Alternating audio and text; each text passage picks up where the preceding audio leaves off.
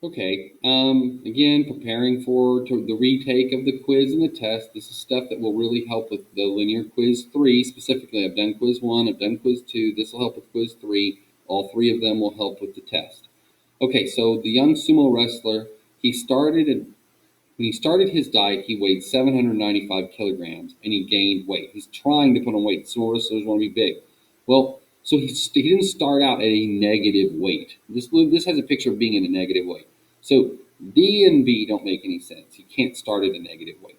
He has to start having already weighed almost 80 kilograms. Now, clearly, he's not trying to lose weight. He is gaining weight. Hero painted his room. After 3 hours of painting at a rate of 8 square meters per hour, he had 28 square meters left to paint. Let Y represent the area in square meters left to paint after X hours. Which of the following information about the graph relationship is given?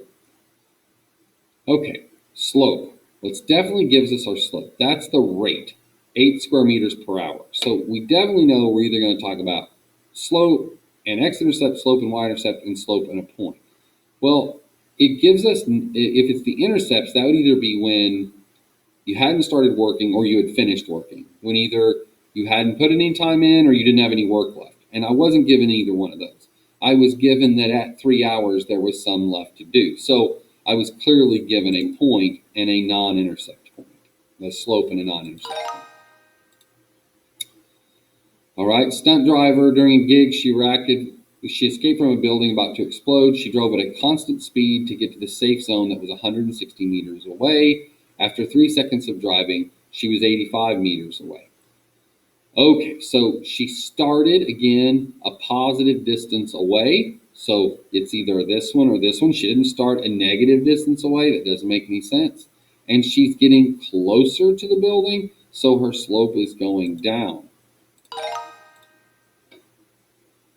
All right, for each trip, they charge an initial fee of $25 and in addition, 10 cents for every vertical meter they ascend if you're going down into the Grand Canyon. Okay, so again, they clearly gave me the rate. That means I'm definitely dealing with slope.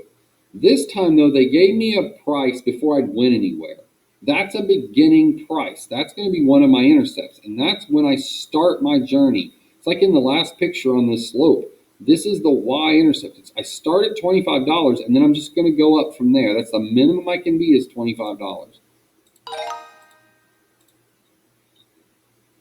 Okay. All right, we're driving from the Dead Sea. When she began driving, her altitude was 400 meters below sea level. When she arrived in Oman 2 hours later, her altitude was 1,000 meters above sea level. Okay, so she started below sea level. So we're either this one or this one. And when she was finished, she was above sea level. So she started below, she finished above. All right, for every mowing job, she charges an initial fee plus a constant fee for work per hour. Her fee for a 5-hour job, for instance, is $42. Her job for a 3-hour job is $28. They definitely didn't tell me her rate. They definitely didn't tell me her beginning fee. So they didn't tell me the slope, and they didn't tell me either one of the intercepts. What they told me was 2 different points that aren't intercepts, 542 and 328.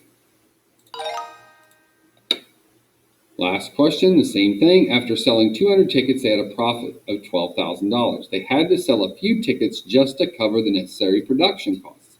Okay, so that's telling you they're starting out in the hole. So we're either here or we're here.